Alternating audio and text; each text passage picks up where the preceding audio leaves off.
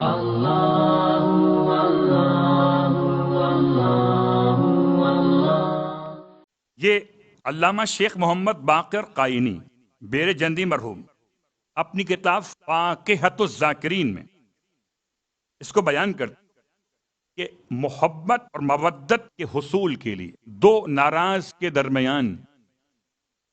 ناراضگی ختم کرنے کے لیے آج کل بہت بڑا مسئلہ ہے ناراضگی کا ختم کرنا، اس کے لیے آیہ شریف فَإِن تَوَلَّوْا فَقُلْ حَسْبِيَ اللَّهُ لَا إِلَٰهَ إِلَّا هُوَ عَلَيْهِ تَوَكَّلْتُ وَهُوَ رَبُّ الْعَرْشِ الْعَظِيمِ سورہ توبہ آیت نمبر 129۔ یہ آج اس لیے بیان کی کہ یہ آپ کو پڑھنا ہے کل شب جمعہ میں، بعد از نیمہ شب جمعہ، شب جمعہ کی آدھی رات ختم ہو جانے کے بعد اس کو 30 مرتبہ پڑھنا ہے، 30 ٹائم، آیت نمبر 129 سورہ توبہ۔ بہت زیادہ فائدہ مند ہے، لیکن 30 مرتبہ میں سے ہر مرتبہ جب یہ دعا پڑھیں گے تو اس کے بعد جب یہ آیت پڑھیں گے اس کے بعد خدا سے دعا کریں گے، کیا؟ اللہم انت یا ربی، اللہم انت یا ربی حسبی اللہ، اے اللہ تو، اے میرے پروردگار، حسبی اللہ، اللہ میرے لیے کافی ہے۔ اب اعلیٰ نام لیں گے اس شخص کا جو آپ سے ناراض ہے، اس کا نام مثلا زید ہے، اعلیٰ زید، اس کی ماں کا نام مثلا فاطمہ ہے، تو اعلیٰ زید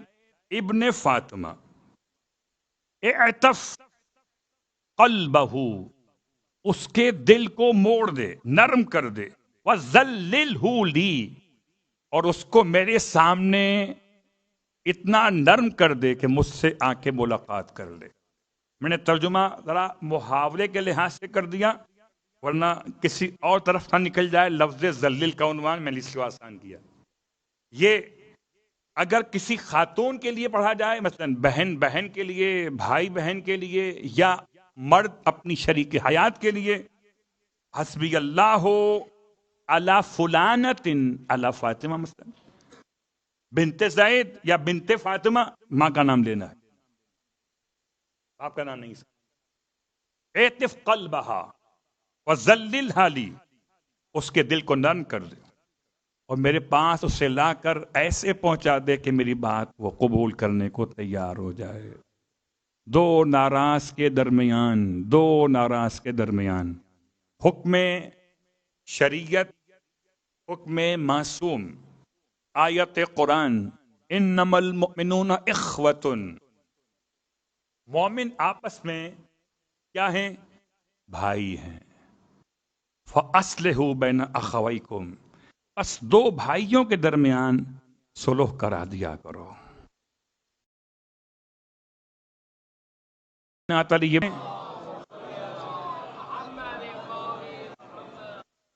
اپنے وصیت نامے میں دو باتیں بیان کی، نظم امرکم وصلاح ذات البین، اے بیٹا حسن و حسین، تقوی پروردگار کے ساتھ حق بات کہنے کی ذمہ داری کے ساتھ، اجر کے اعتبار سے عمل کرنے کے عنوان کے ساتھ، یاد رکھیے ظالم کی مذمت کے ساتھ، مظلوم کی حمایت کے ساتھ آپ کی ذمہ داری ہے اپنے معاملات کو مینج، نظم امرکم، آپ کے معاملات مس مینج نہیں ہونے چاہیے۔ جیسے کہ قبلہ جب بیان کرتے ہیں مسائل کو تو اس میں کچھ باتیں ایسی بیان کرتے ہیں جو ہمارے اور آپ کے لیے فائدہ مند ہوتی ہیں، کہ اپنے دن اور رات کے معاملات میں